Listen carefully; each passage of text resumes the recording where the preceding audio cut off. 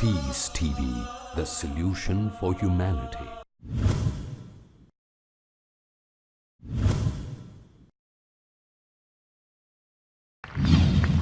Yes, brother. Assalamu alaikum.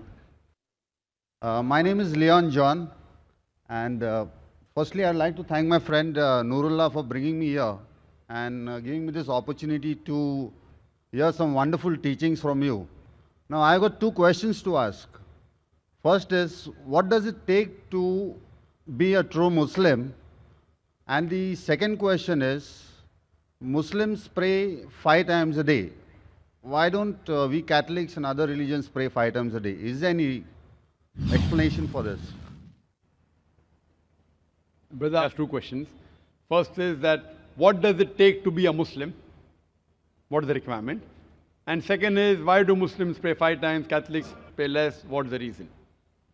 As far as what does it take to be a Muslim, as I mentioned earlier, Muslim means a person who submits his will to God. So if you submit your will to God and follow the commandments of God, you are a Muslim.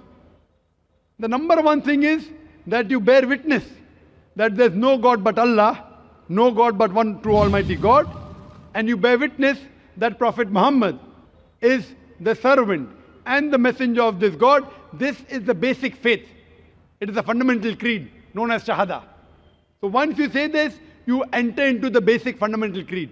And to be a good Muslim, you should submit your will to Almighty God. So if you follow the commandments given by Almighty God in the Quran and the teachings of the Prophet Muhammad, peace be upon him, in the authentic hadith, then you'll be a good practicing Muslim.